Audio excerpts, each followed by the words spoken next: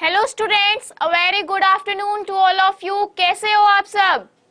Doubtnut live में आप सभी का स्वागत है। तो भाई दोपहर के 1 बज चुके हैं और रोज दोपहर 1 बजे आपकी कौन सी क्लास होती है? कक्षा 11 की रसायन विज्ञान, यानी कि कक्षा 11 की केमिस्ट्री। ठीक है, और ये क्लास आपकी रोजाना सोमवार से शनिवार डाउटनेट पर होती है, जिसमें आज आपको थंबनेल पर दिखाई दे रहा होगा लेक्चर नंबर 1 किसका? हाइड्रोकार्बन का। यानी कि अब हमारी कार्बनिक रसायन स्टार्ट हो चुकी है, यानी कि क्या? Organic chemistry. ठीक है, तो आज से हम लोग ऑर्गेनिक केमिस्ट्री का शुभारंभ कर रहे हैं। आज से हम लोग ऑर्गेनिक केमिस्ट्री पढ़ेंगे, जो कि बहुत बेहद इंपॉर्टेंट आपका टॉपिक है केमिस्ट्री में। ठीक है, ऑर्गेनिक केमिस्ट्री और इनऑर्गेनिक केमिस्ट्री 2 पार्ट होते हैं। तो इनऑर्गेनिक केमिस्ट्री में मोस्ट ऑफ द टॉपिक्स जो हैं, चैप्टर्स हैं, हम लोगों ने निपटा दिए हैं, जैसे कि S block, P block, hydrogen. ठीक है, और भी सारी जो परमाणु की संरचना के बारे में चीज हुई, वो सारी क्या है? इनऑर्गेनिक केमिस्ट्री है। तो अब हम स्टार्ट कर रहे हैं ऑर्गेनिक केमिस्ट्री, जिसे हिंदी में बोलते हैं कार्बनिक रसायन। क्लियर है? आपको यहाँ पर थंबनेल पर सारी डिटेल्स दिख रही होंगी। जो बच्चे लेट कमिंग है वो भी एक बार सुन ले, इसलिए कि क्या चल रहा है उन्हें पता होना चाहिए कि क्लास में क्या चल रहा है, कौन से टाइम पर कौन सी क्लास हो रही है। तो भाई एक बार मैं फिर से रिपीट करती हूँ, सभी बच्चे ध्यान से सुन लो। कक्षा 11 की रसायन विज्ञान, जिसमें आज हम पढ़ेंगे हाइड्रोकार्बन, जिसका लेक्चर नंबर 1 है। ठीक है, और ये आपकी रोजाना सोमवार से शनिवार दोपहर के 1 बजे होती है। क्लियर है? अगर किसी को क्लियर ना है तो भाई ये देख लो, थंबनेल पर लिखा हुआ है सारा कुछ। चलो आगे बढ़ते हैं। अब तो सभी बच्चे आ गए हैं। ये इसलिए पूछ रहे हैं क्योंकि आपको पता है लाइव क्लास के दौरान क्विजेस होते हैं, और क्विजेस इतने इंपॉर्टेंट क्यों होते हैं भाई? क्विज से आप कॉन्सेप्ट सीखते हो, क्विज से आपकी लर्निंग स्किल बढ़ जाती है ना। एक क्विज जो होता है वो कई उत्तरों को अपने में बांधे रखता है ना। क्विज कॉन्सेप्ट को सिखा देता है, मतलब 1 वर्ड आंसर होता है, जिससे हमें कंसेप्ट को याद करना पड़ता है कि भाई इसका आंसर इससे होगा, है ना। इसीलिए क्विज इंपॉर्टेंट होता है और इसीलिए क्विज करवाए जाते हैं। क्लियर है? तो सभी बच्चे आ गए हैं, क्योंकि अब होने वाले हैं quiz, because this is quiz time. ठीक है, तो क्विज करते हैं हम लोग। पूरी ऑनेस्टी से बहुत अच्छे से आंसर्स देना है। नहीं पता है तो कोई बात नहीं, सीख तो लेंगे हम लोग। नहीं पता है कोई बात नहीं, पहली बार नहीं पता है, सेकंड बार जब दूसरी चीज आएगी तब तो हमें पता हो जाएगा ना। जब दूसरी बार आएगा तब तो हमें पता हो जाएगा। एटलीस्ट हमें पता तो चली जो चीजें नहीं आती हैं। जिन्हें आती हैं अच्छी बात है, जिन्हें नहीं आता है कोई बात नहीं, पर उनको सीखने से नहीं मुड़ना चाहिए। यानी कि अगर कहीं से हमें सीख मिल रही है तो सीख लेना चाहिए। अगर हम लोग देख रहे हैं कोई चीज लर्निंग हो रही है तो कर लेनी चाहिए। ठीक है, चलो तो क्विज टाइम आ चुका है, इसीलिए सभी बच्चे तैयार हो जाएं। क्विज नंबर 1 का पहला क्वेश्चन आप सभी के सामने ये रहा। क्या है पहला क्वेश्चन? देखो जरा बच्चों, निम्न में से हाइड्रोकार्बन है। तो भाई हाइड्रोकार्बन क्या है? मीथेन, एथेन, दोनों या कोई नहीं? आपको थोड़ा सा क्या होगा, क्लास 10th में हमने थोड़ा सा ये चैप्टर पढ़ा है ना बेसिक लेवल पे, तो जिन्हें वो याद होगा वो इसका आंसर दे सकेंगे। ठीक है, तो बहुत बेसिक लेवल उठाया गया है। तो हाइड्रोकार्बन क्या होते हैं? मीथेन है, एथेन है, दोनों है या कोई नहीं है? कौन सा उत्तर सही होगा बताओ जल्दी से। चलो नेक्स्ट क्वेश्चन है, हाइड्रोकार्बन में उपस्थित तत्व होते हैं। तो भाई हाइड्रोकार्बन जो है उसमें कौन कौन से तत्व उपस्थित होते हैं, यानी कि हाइड्रोकार्बन किससे मिलकर बना हुआ है?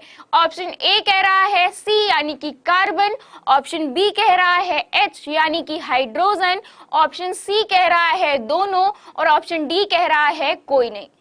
तो सोचो क्या आंसर होगा इसका। बहुत बेसिक सा क्वेश्चन है ये। क्लास 10th में जिन्होंने बहुत अच्छे से पढ़ा होगा कार्बन तथा उसके यौगिक वाला चैप्टर, वो बता देंगे। ठीक है, चलो तो यहाँ पर क्विज टाइम आपका समाप्त होता है, यानी कि आपके आंसर देने का टाइम खत्म हो चुका है। अब टाइम स्टार्ट किस चीज का हुआ है? आपके आंसर्स जानने का। क्लियर है? आपके आंसर्स को जानने का टाइम स्टार्ट हुआ है। चलो भाई देखते हैं। तो पहला क्वेश्चन क्या था? पहला क्वेश्चन था निम्न में से हाइड्रोकार्बन है। तो भाई चैप्टर ही हाइड्रोकार्बन है, तो इसी में आज हम सीखेंगे हाइड्रोकार्बन क्या है। फिलहाल के लिए क्वेश्चन के आधार पर हम बता दें, हाइड्रोकार्बन जो है ना, हाइड्रोकार्बन जो होता है वो मीथेन, व एथेन दोनों होता है। मीथेन व एथेन दोनों होता है, ठीक है। मीथेन का फॉर्मूला CH4, एथेन का फॉर्मूला C2H6, ठीक है। ये कैसे आया ये बताते हैं, ठीक है। ये कैसे आया ये बताएंगे बाद में जब हम इस चैप्टर में पढ़ेंगे। जिन्होंने वही बात मैं रिपीट कर रही हूँ, जिन्होंने 10th में देखा होगा बेसिक तो वो जान गए होंगे ये CH4 और ये C2H6 कैसे है और इसका नाम मेथेन और एथेन कैसे है, क्योंकि ये एकदम बेसिक लेवल में सिखाया गया था, यानी कि क्लास 10th में, ठीक है। चलो कोई नहीं, फिर भी हम लोग रिपीट करेंगे पर इस चैप्टर के अंदर। अभी हम क्विज पे ध्यान देते हैं। तो पूछा गया निम्न में से हाइड्रोकार्बन कौन है, तो भाई हाइड्रोकार्बन वो होते हैं जिनमें कार्बन और हाइड्रोजन दोनों उपस्थित हो, यानी कि हाइड्रोजन भी उपस्थित है और कार्बन भी उपस्थित है, तो इन दोनों को मिलाकर क्या बनाया गया, हाइड्रोकार्बन।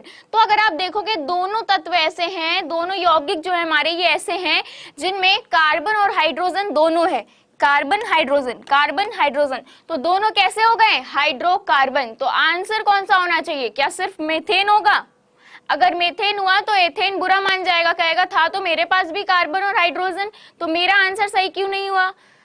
अगर एथेन को लगाते हैं तो मेथेन बुरा मान जाएगा, तो इसीलिए सी ऑप्शन कह रहा है कि भाई दोनों हो, ठीक है। सी ऑप्शन कह रहा है दोनों खुश रहो। क्लियर है? चलो, तो ऑप्शन नंबर सी जो है वो राइट आंसर है, बाकी ऑप्शंस गलत होंगे। समझ आ गया आप सभी को कि निम्न में से हाइड्रोकार्बन कौन है, दोनों ही है। दोनों का फॉर्मूला नोट करो जल्दी जल्दी, मेथेन का फॉर्मूला और एथेन का फॉर्मूला, ठीक है। चलो नेक्स्ट क्वेश्चन की ओर बढ़े। नेक्स्ट क्वेश्चन कह रहा हाइड्रोकार्बन में उपस्थित तत्व। तो अभी हमने बताया कि हाइड्रोकार्बन किन से मिलकर बना होता है, यहां पर लिखते हैं देखो, हाइड्रो कार्बन। अगर इस नाम को ध्यान से देखें तो दो तत्वों से मिलकर बना है, हाइड्रोजन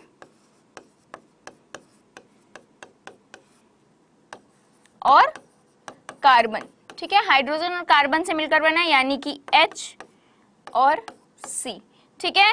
तो इनका नाम क्या हो गया, हाइड्रोकार्बन। तो इनमें कौन से तत्व उपस्थित हैं, हाइड्रोजन और कार्बन, यानी कि ऑप्शन ए और ऑप्शन बी दोनों सही हैं। तो ऑप्शन सी कह रहा है दोनों, तो ऑप्शन सी यहाँ पर हमारा राइट आंसर है। क्लियर है? ये आंसर समझ में आ गया, क्विज समझ में आ गए, कोई दिक्कत तो नहीं। आगे बढ़े। चलो भाई, तो हाइड्रोकार्बन क्या होता है, अब इसके अंदर ये क्या क्या चीजें होती हैं, वर्गीकरण, बहुत सारी चीजें हैं जो पढ़नी है हमें, ठीक है। लेकिन उससे पहले आप सभी के लिए एक अनाउंसमेंट है। क्या अनाउंसमेंट है देखते हैं। सबसे पहले तो टाइम टेबल देख लो, क्योंकि जब आपको टाइम टेबल ही नहीं पता होगा कि कौन सी क्लास कब होती है तो आप कैसे अटेंड करोगे। तो टाइम टेबल बहुत इंपॉर्टेंट चीज है। क्लास 11 हिंदी माध्यम के बच्चों के लिए जो क्लासेस लगेंगी क्लास 11th में 12 बजे से 3 बजे तक लगेंगी, जिसमें 12 बजे अभी आप गणित पढ़ कर गए हो, फिर 1 बजे आप रसायन विज्ञान पढ़ रहे हो, यानी कि अभी 2 बजे आप भौतिक विज्ञान पढ़ोगे और 3 बजे आप जीव विज्ञान पढ़ोगे। और ये क्लासेस आपकी रोजाना सोमवार से शनिवार डाउटनेट पर होती हैं। क्लियर है बच्चों?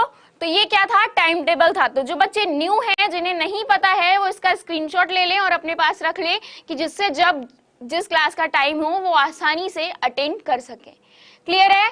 चलो अब पहुंचते हैं अपनी अनाउंसमेंट की तरफ। तो क्या अनाउंसमेंट है, जेईई 2022 का वीआईपी कोर्स, जो कि हिंदी माध्यम के बच्चों के लिए है प्योर, ठीक है, जो कि हिंदी माध्यम के बच्चों के लिए है, वो शुरू हो चुका है कब, 20 जनवरी 2021 से, ठीक है। 20 जनवरी 2021 से जेईई 2022 का कोर्स स्टार्ट हुआ है। अब ये जेईई 2022 क्या है, जिन्हें नहीं पता है बता देते हैं। जेईई 2022 का मतलब है कि जो अभी हमारे 11th क्लास के बच्चे हैं, यानी कि आप लोग अभी 12th में जाने वाले हो, फिर आप 12th के बाद क्या करोगे, इंजीनियरिंग की तैयारी करोगे, है ना। तो जेईई वगैरह की तैयारी करोगे, तो इसीलिए आप पेपर देने के लिए एलिजिबल कब बनोगे, 2022 में, यानी कि आप पेपर 2022 में दोगे। लेकिन भाई इतना टफ पेपर होता है तो उसके लिए तैयारी भी बढ़िया होनी चाहिए। तो उसी तैयारी के लिए ये कोर्स स्टार्ट किया गया है, जिसका नाम है वीआईपी कोर्स, ठीक है, जिसका नाम क्या है, वीआईपी कोर्स। अब ये वीआईपी कोर्स क्या है ये देखते हैं।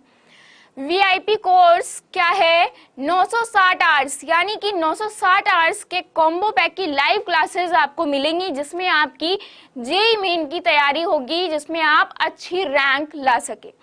ठीक है, स्ट्रक्चर्ड कोर्स होगा, यानी कि क्या क्या सिलेबस है, क्या कॉन्सेप्ट्स हैं, क्या चीजें पेपर में ज्यादा पूछी जाती हैं, उसके हिसाब से एक स्ट्रक्चर्ड कोर्स बनाया गया है अनुभवी टीचर्स के द्वारा। ठीक है, कोटा फैकल्टी आपके साथ रहेगी जिनका 28 वर्षों से अधिक का संयुक्त अनुभव है जेईई मेन के बेहतरीन रिजल्ट्स लाने में।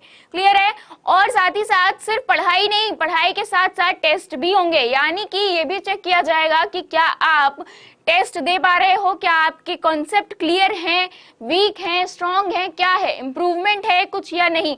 तो टेस्ट सीरीज स्टार्ट होंगी, उसमें वीकली टेस्ट होंगे, मंथली टेस्ट होंगे, कभी कभी कॉन्सेप्चुअल मतलब एक टॉपिक खत्म हुआ उसके टेस्ट होंगे। ये सारी चीजें आपको इस कोर्स में दी जाएंगी।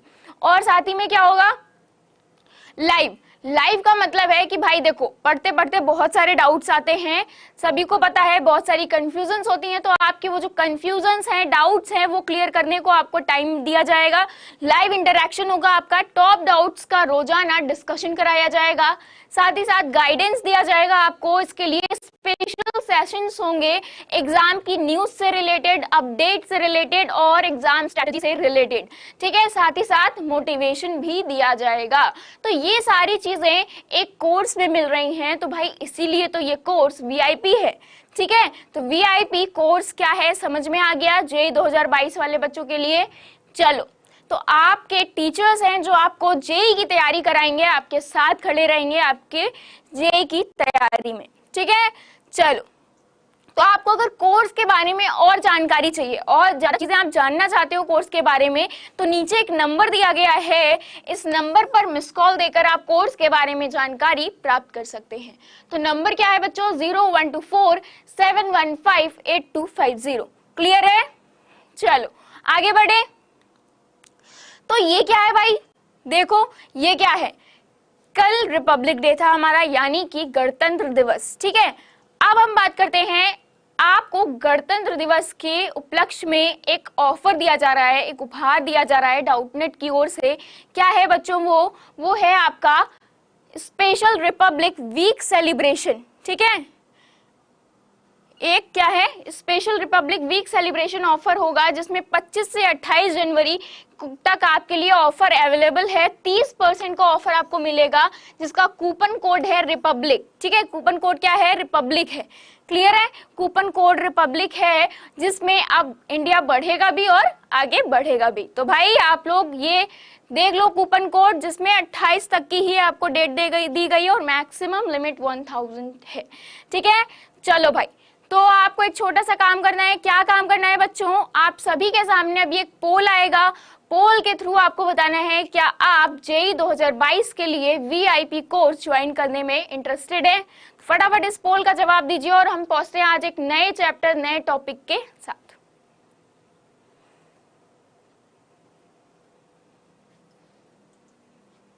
चलो ठीक है,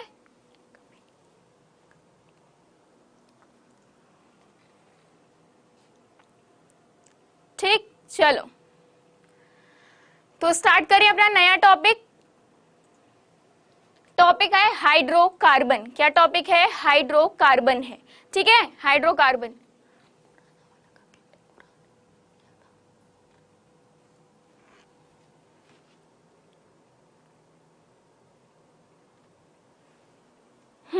ठीक है, चलो, तो हाइड्रोकार्बन के बारे में अभी हमने क्विज के थ्रू जितना जाना है, क्विज के थ्रू अभी हमने जितना जाना है वो क्या जाना है, हाइड्रोकार्बन क्या है, हाइड्रोजन प्लस कार्बन से बने हुए हैं। तो इसको स्टार्ट करने से पहले एक बार क्लास 10th में जो कार्बन और उसके यौगिक चैप्टर था उसकी थोड़ी सी बात करते हैं, क्योंकि भाई हमें सबको आना चाहिए, इसलिए सबके साथ आगे बढ़ना है। क्लियर है? तो जिनको आता है अच्छी बात है, जिन्हें नहीं आता है उनके लिए एक बार रिवाइज कर लेते हैं क्लास 10th में क्या पढ़ा था। ठीक है, क्लास 10th में आपने पढ़ा था कि भाई कार्बन के पास एक ऐसा गुण होता है, यानी कि कार्बन के पास एक ऐसा गुण होता है जिसकी वजह से वो बहुत ज्यादा फ्रेंडशिप करने में बहुत ही ज्यादा क्या होता है, क्षमता होती है उसके अंदर, फ्रेंडशिप करने की बहुत क्षमता होती है। तो इससे वो क्या बनाता है, क्या कौन सा गुण होता है जिसकी वजह से वो कार्बनिक यौगिकों की लाइन लगा देता है, क्या होते हैं वो गुण, याद है किसी को? बताओ जल्दी से, किसी को वो गुण याद है? मैं हिंट दे देती हूँ, वो 2 गुण थे जिनकी वजह से कार्बन के बहुत सारे यौगिक बनते हैं, जिन्हें कार्बनिक यौगिकों के नाम से जाना जाता है। याद है? चलो कोई नहीं, बताते हैं। श्रृंखलन, और दूसरा क्या था? बंध बनाने की प्रवृत्ति।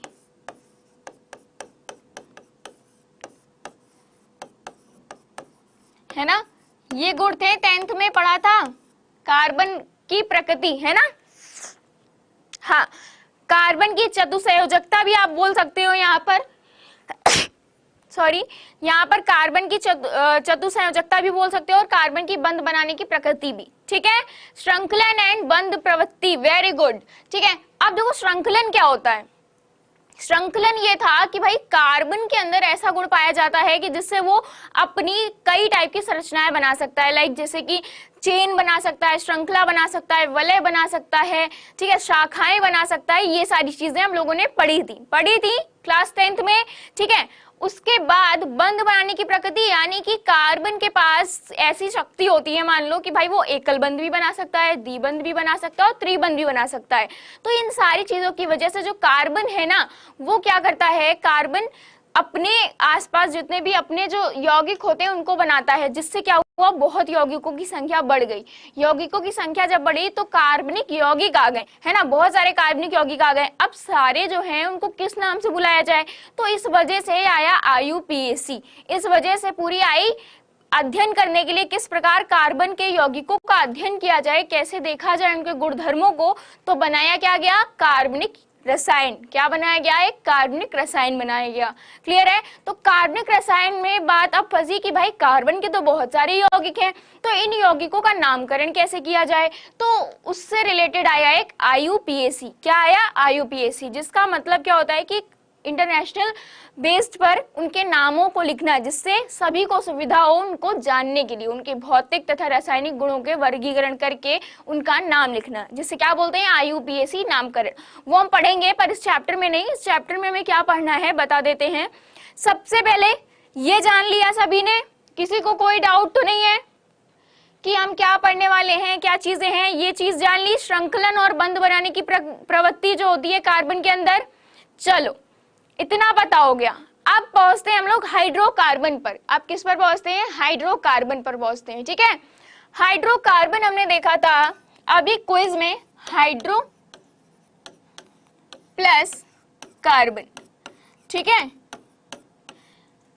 हाइड्रोजन और कार्बन, तो ये दोनों मिलकर क्या बना रहे हैं, हाइड्रोकार्बन बना रहे हैं। क्या बना रहे हैं, दोनों मिलकर एक प्रकार का हाइड्रोकार्बन बना रहे हैं। क्लियर है बच्चों ये चीजें, हाइड्रोकार्बन, इतना क्लियर है। अब इसके अंतर्गत हम लोग क्या पढ़ेंगे, इसके अंतर्गत हम लोग पढ़ेंगे एल्केन, एल्कीन, एल्काइन और एक अन्य पढ़ेंगे बेंजीन। ठीक है, ये चीजें पढ़ेंगे हम लोग। तो एक यहाँ पर टेबल ऑफ कंटेंट बना देते हैं, देखो क्या क्या पढ़ना है हमें। ठीक है, यहां से है, पहला हम पढ़ेंगे एल्केन, एल्केनों के बारे में जानेंगे। दूसरा पढ़ेंगे एल्कीन, तीसरे में हम लोग पढ़ेंगे एल्काइन और चौथा पढ़ेंगे बेंजीन। ठीक है, ये सारे नए नाम लग रहे हैं भाई, जिन्होंने देखो 3 नाम तो आपको लग रहे हैं सुने सुने, एल्केन, एल्कीन, एल्काइन, ये सारे हमने 10th में पढ़े थे, लेकिन इतना डीप में नहीं पढ़ा था, सिर्फ ओवरव्यू देखा था, है ना, इंट्रोडक्शन देखा था। और उसके बाद क्या है, बेंजीन, ये थोड़ा नया नाम लग रहा है, तो ये यौगिक भी है हमारा हाइड्रोकार्बन में उपस्थित, इसको भी पढ़ेंगे। पहले इन तीनों के बारे में जानेंगे कि भाई ये हैं क्या, एल्केन क्या है, एल्कीन क्या है, एल्काइन क्या है, और साथ ही साथ ये बनते कैसे हैं, इनके बनाने के जो सामान्य विधियां होती हैं, इनकी सामान्य विधियां, सामान्य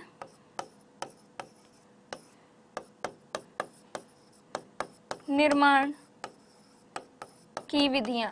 ठीक है, और क्या पढ़ेंगे, और पढ़ेंगे रासायनिक गुणधर्म, और इनके रासायनिक गुणधर्म कि भाई इनके जो गुणधर्म होते हैं रिएक्शन में किसी किस टाइप के होते हैं, ठीक है, ये पढ़ेंगे। तो इतनी चीजें क्लियर है। हम लोग पढ़ने क्या वाले हैं, एल्केन, एल्कीन, एल्काइन, बेंजीन, और साथ ही साथ इनके बनाने के गुणधर्म के बारे में जानेंगे।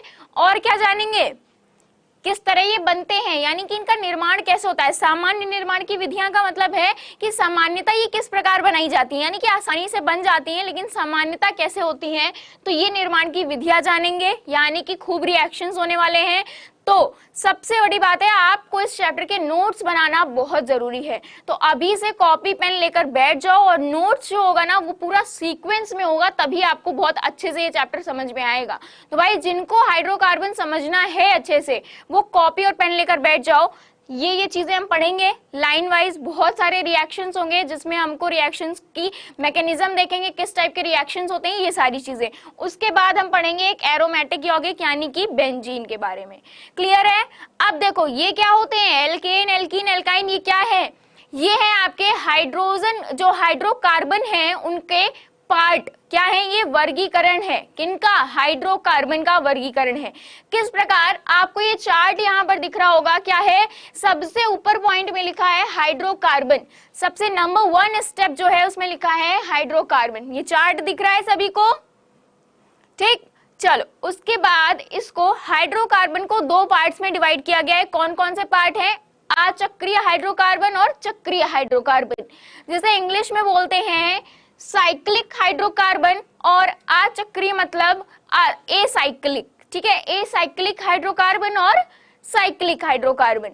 अब देखो एसाइक्लिक हाइड्रोकार्बन जो है, देखो एसाइक्लिक हाइड्रोकार्बन यानी कि अचक्रीय हाइड्रोकार्बन जो है वो 2 पार्ट्स में डिवाइड है। कौन कौन से, संतृप्त हाइड्रोकार्बन और असंतृप्त हाइड्रोकार्बन, ठीक है। कौन कौन से हैं, संतृप्त हाइड्रोकार्बन है और असंतृप्त हाइड्रोकार्बन है। तो भाई इसमें जो संतृप्त और असंतृप्त हैं ये क्या होते हैं अभी जानते हैं, लेकिन चक्रीय को देखो जरा, चक्रीय दिख रहा है, चक्रीय हाइड्रोकार्बन भी 2 टाइप में डिवाइडेड है। किसमें, एलिसाइक्लिक यौगिक और एरोमेटिक यौगिक। कौन से, एलिसाइक्लिक यौगिक और एरोमेटिक यौगिक। तो भाई एरोमेटिक यौगिक भी हाइड्रोकार्बन का ही पार्ट है। उसके बाद नीचे वाला जो चार्ट है वो किसके तरफ एरो आ रहा है, असंतृप्त हाइड्रोकार्बन की साइड से एरो आ रहा है। यानी कि असंतृप्त हाइड्रोकार्बन 2 प्रकार के होते हैं। कौन कौन से, एल्कीन और एल्काइन। तो ये चार्ट की फोटो फटाफट इसके स्क्रीनशॉट लो जल्दी से। जब तक आपको टाइप्स नहीं पता होंगे तो आपको कैसे पता चलेगा, है ना, जब तक आपको टाइप्स नहीं पता होंगे तो कैसे पता चलेगा, ये सारी चीजें हैं इसमें। क्लियर है। चलो देखो एक बार मैं आपको बनाकर यहां समझा देती हूं क्या है हाइड्रोकार्बन। तो नोट करते चलना साथ में, सिर्फ फोटो क्लिक करने से कुछ नहीं हो जाएगा, हमें समझना है चीजों को, ठीक है, हमें चीजों को समझना है। हाइड्रोकार्बन, ठीक है। अब देखो ये 2 पार्ट्स में डिवाइडेड है। पहला है अचक्रीय,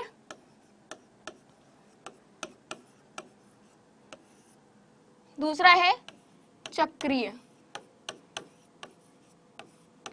चक्रीय हाइड्रोकार्बन। तो जिन्हें दिख नहीं रहा था वो एक बार देख लें अच्छे से। और अचक्रीय हाइड्रोकार्बन, क्लियर है।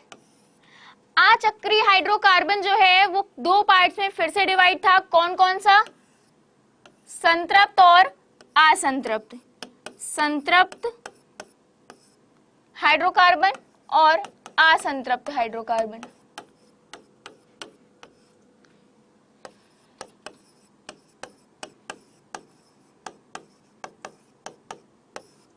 असंतृप्त हाइड्रोकार्बन, क्लियर है, ठीक है। संतृप्त और असंतृप्त हाइड्रोकार्बन, जिसमें संतृप्त हाइड्रोकार्बन था और असंतृप्त हाइड्रोकार्बन फिर से 2 पार्ट्स में डिवाइड था। कौन कौन सा था, एल्कीन और एल्काइन। कौन सा था, देखो एल्कीन और एल्काइन। तो यहां पर होगा एल्कीन, एल्काइन। तो अभी आप कहोगे ये तो मैम हमने देखा है, अभी एल्कीन और एल्काइन कहाँ देखा था, यहाँ पर, ये पढ़ना है ना। तो ये दोनों जो हैं ये असंतृप्त हाइड्रोकार्बन हैं, ये दोनों असंतृप्त हैं। तो संतृप्त कौन है भाई, संतृप्त है एल्केन, इसका एक ही पार्ट है, ये है एल्केन। ये कैसा होता है? संतृप्त होता है। क्लियर है? उसके बाद चक्रीय हाइड्रोकार्बन दो टाइप के होते हैं। कौन सा बताया था? एलिसाइक्लिक, एलिसाइक्लिक, ठीक है, और साइक्लिक, जिसे आप एरोमेटिक बोल सकते हो। क्या क्या बोल सकते हो? एरोमेटिक।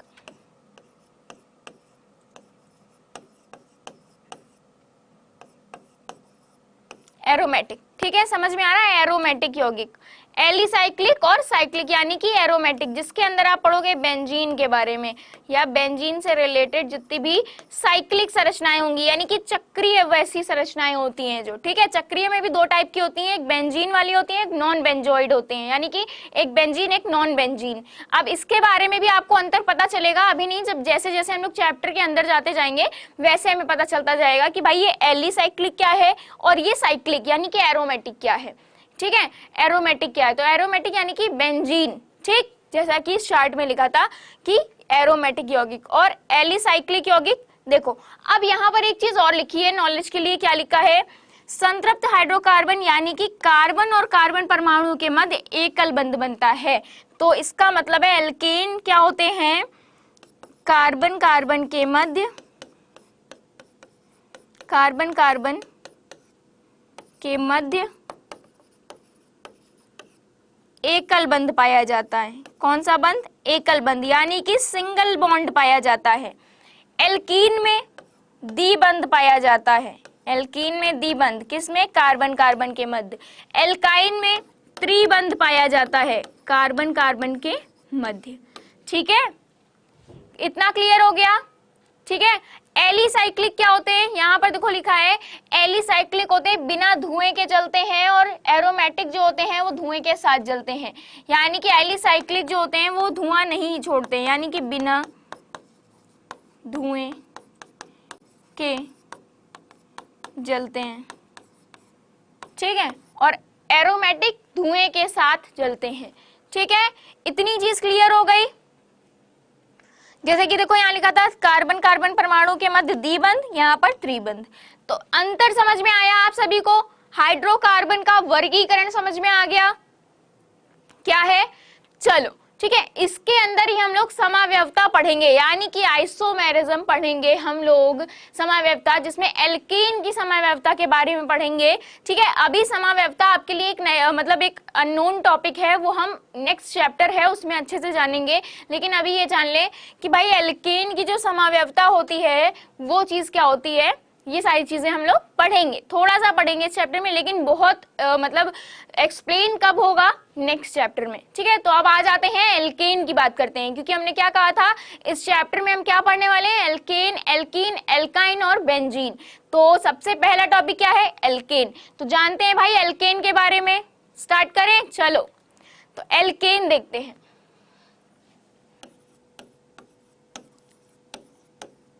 एल्केन, ठीक है। एल्कीन का जो सामान्य सूत्र होता है किसी को याद है? बताओ फटाफट बताओ, किसी को एल्कीन का सामान्य सूत्र याद है? कक्षा 10 में हम सभी ने पढ़ा था एल्कीन का सामान्य सूत्र। सोचो क्या होगा, बताओ बताओ, मैं वेट कर रही हूं, क्या होगा?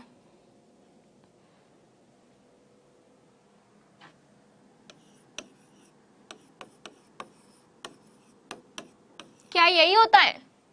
एल्केन का सामान्य सूत्र क्या होता है?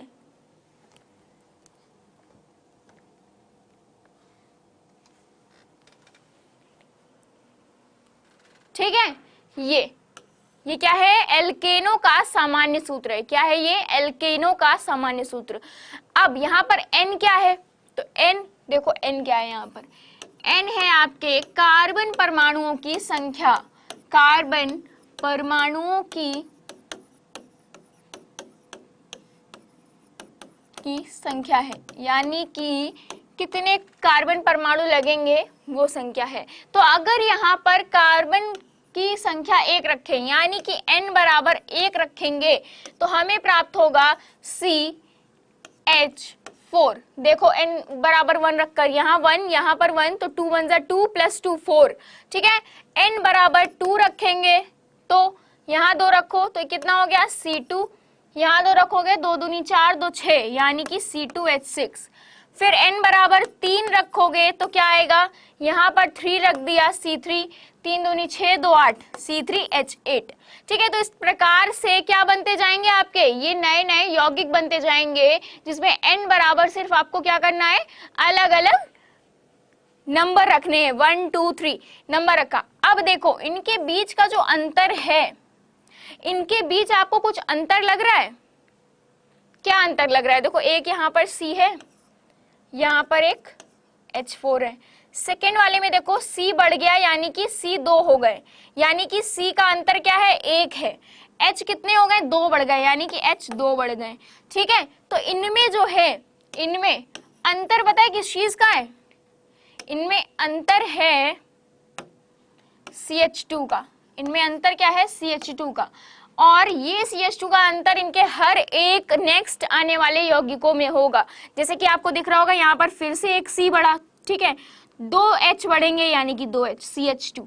ठीक है, तो ये जो श्रेणी है, ये श्रेणी जो बनेगी, ये क्या श्रेणी कहलाएगी, समजातीय श्रेणी। क्या कहलाएगी, समजातीय श्रेणी कहलाएगी। ठीक है, समजातीय श्रेणी, समझ में आया, जिसमें CH2 का अंतर होता है, एक CH2 का अंतर होगा, वो क्या होगा, समजातीय श्रेणी है। यानी कि ऐसी श्रेणी जिसमें CH2 का अंतर होता है, क्या होता है, जिसमें CH2 का अंतर होता है, ऐसी श्रेणी। ये एक परिवार, समान जाति वाली ना, समजातीय, तो समान क्या है इनकी जाति, CH2 का अंतर हो रहा है, जिसमें अगर हम परमाणु द्रव्यमान की बात करें तो एक कार्बन परमाणु का द्रव्यमान 12 और हाइड्रोजन का 14, हाइड्रोजन का 2 है ना, एक का 1 होता है और 2 हाइड्रोजन है तो 2 हो गए, तो टोटल कितना हो गया, 2, तो ये हो गए 14 AMU। इतने का अंतर होगा, इतने का अंतर होगा एल्केनो में। ठीक है, एल्केनो में कितना अंतर होगा, एल्केनो में समजातीय श्रेणी बनती है जिसमें CH2 का अंतर होता है और जिन्हें हम क्या बोलते हैं, समजातीय श्रेणी बोलते हैं। इतनी चीजें क्लियर हो गई। 14 द्रव्यमान का 14 का अंतर होगा, देख लो 12 ये 2 ये, तो कितने हो गए, 14 हो गए। इतनी चीज क्लियर हो गई बच्चों। n क्या होता है ये क्लियर हो गया। चलो इनमें क्या होता है, समजातीय श्रेणी जो होती है इनमें क्या होता है, रासायनिक गुणधर्म समान होता है, रासायनिक गुणधर्म समान होता है,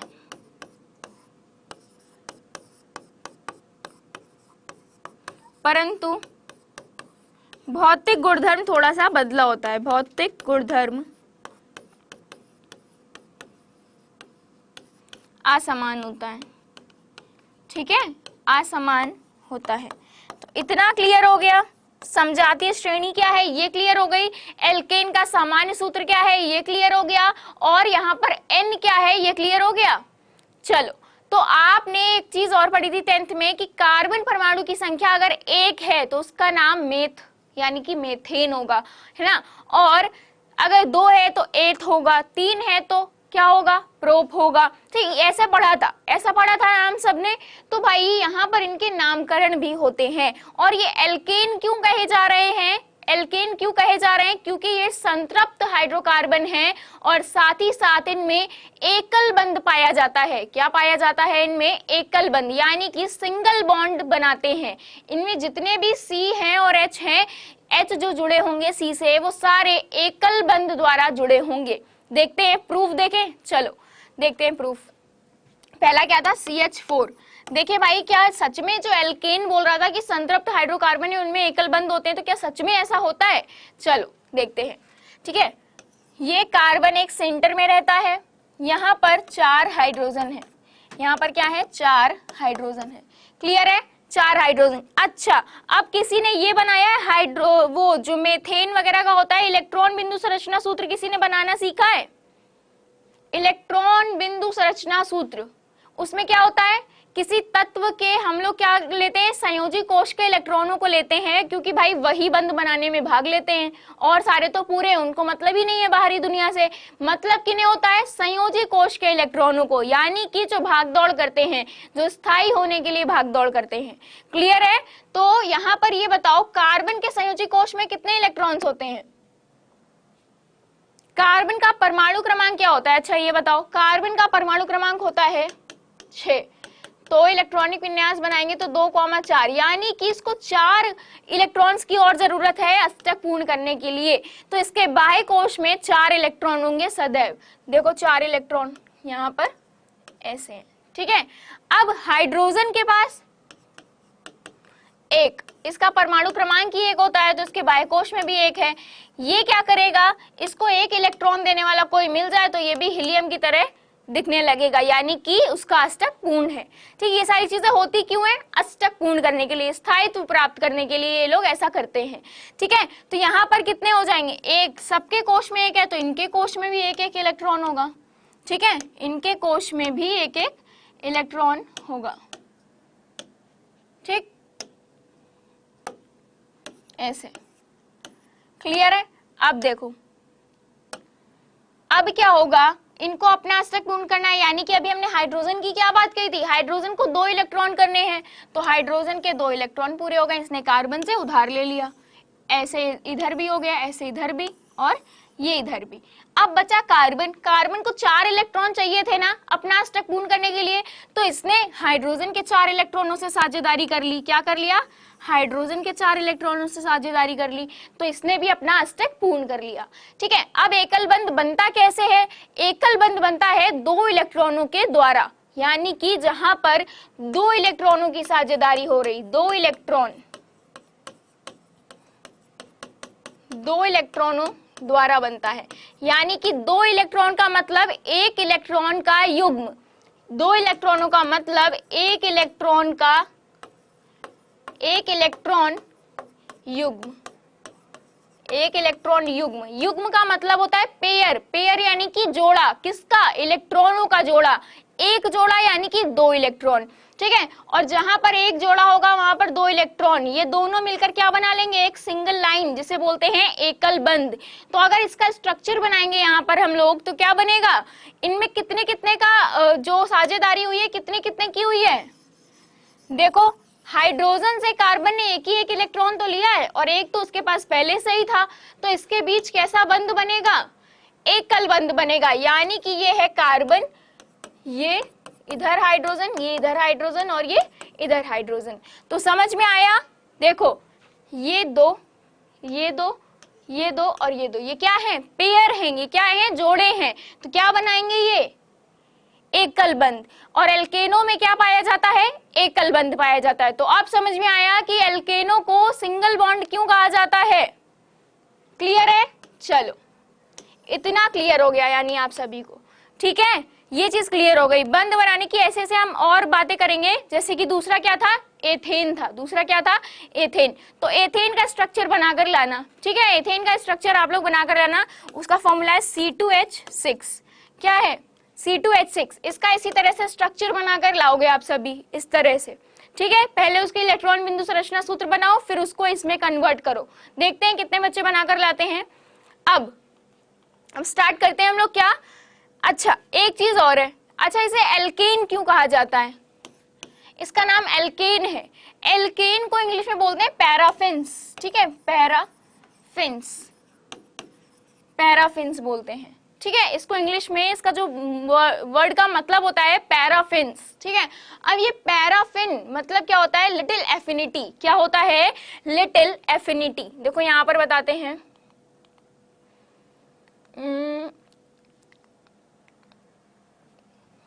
चलो यहीं पर बता देते हैं। पैराफिन्स का मतलब होता है लिटिल एफिनिटी, लिटिल एफिनिटी। ठीक है, जिसका मतलब होता है थोड़ी सी चाहत। ठीक है, लिटिल एफिनिटी। क्या होता है कि इसके कार्बन और कार्बन के बीच जो बंध बनता है वो क्या होता है? कार्बन और कार्बन के मध्य बनने वाला बंध कैसा होता है? बहुत स्ट्रॉन्ग होता है। क्यों? क्योंकि आपने देखा है, आपने पढ़ा था, एक सिंगल बॉन्ड जो होता है कार्बन और कार्बन के मध्य, वो या जिस किसी के बंध, वो क्या बनाता है, सिग्मा बंध बनाता है। क्या बनाता है, सिग्मा बंध। और आपको पता है सिग्मा बंध बहुत ही स्ट्रॉन्ग होते हैं इन कंपैरिजन टू पाई बंध, है ना। एक सिग्मा बंध अगर है तो वो बहुत ही स्ट्रॉन्ग होगा। क्लियर है। कार्बन और कार्बन के बीच जो एकल बंध है ये क्या है, सिग्मा बंध है, इसी वजह से ये बहुत स्ट्रॉन्ग होते हैं। क्लियर है। चलो, तो ये था हमारा आज का लेक्चर। कल हम बात करेंगे किस बारे में, कल हम बात करेंगे एल्केनों को बनाया कैसे जाता है। आज हमने जाना कि एल्केन क्या है, हाइड्रोकार्बन क्या है, कितने प्रकार के होते हैं, किस प्रकार इनका नाम रखा गया, ये सारी चीजें। ठीक है। कल का जो हमारा लेक्चर होगा तब हम क्या पढ़ेंगे, एल्केनों को बनाने की सामान्य विधियां। क्या जानेंगे, एल्केनों को बनाने की सामान्य विधियां, जैसे कि यहाँ पर लिखा था। ठीक है। चलो, तो आप फटाफट नोट कर लो क्या क्या चीजें हमने पढ़ी हैं आज की, उसके बाद हम चलते हैं अपने क्विज नंबर 2 पर। ठीक है। चलो, तो इसे नोट कर लो फटाफट, क्या पढ़ना है पहली बात तो ये नोट कर लो। फिर हमने वर्गीकरण देखा, इसका स्क्रीनशॉट लेना हो तो ये ले लो, स्क्रीनशॉट नहीं तो ये नोट कर लो। यहाँ पर एरोमेटिक लिखा हुआ है, ठीक है, साइक्लिक, एरोमेटिक साइक्लिक। चलो, ये चार्ट की फोटो ले लो, बाद में नोट करते रहना। चलो, नेक्स्ट क्या है, एल्केन के बारे में है, ये नोट कर लो। एल्केन का सामान्य सूत्र और कार्बन परमाणु की संख्या, समजातीय श्रेणी, ये सारी चीजें नोट कर लो। नेक्स्ट है किस तरह इसमें एकल बंध बनता है। ठीक है। चलो, तो इतनी चीज कंप्लीट हो गई। आज हमने एल्केन के बारे में पढ़ लिया। अब बात करते हैं अपने क्विज नंबर 2 की। क्लियर है। चलो भाई, तो तैयार हो सारे क्विज नंबर 2 करने के लिए। चलो भाई, क्विज नंबर 2 का पहला क्वेश्चन क्या है देखते हैं जल्दी से। पहला क्वेश्चन बोल रहा है, संतृप्त हाइड्रोकार्बन में कार्बन कार्बन परमाणु के बीच कैसा बंध होता है। यहाँ पर बांध लिखा है, ये बंध होगा। ठीक है, ये क्या होगा, बंध। तो कार्बन और कार्बन परमाणुओं के बीच संतृप्त हाइड्रोकार्बन, याद रखना, संतृप्त हाइड्रोकार्बन यानी कि सैचुरेटेड हाइड्रोकार्बन जो होते हैं उनमें कार्बन और कार्बन के बीच कैसा बंध है, एकल, द्वि, त्रि या कोई नहीं। किस प्रकार का बंध बनता है बताओ। अभी पढ़ा है, जस्ट अभी पढ़ा है हमने।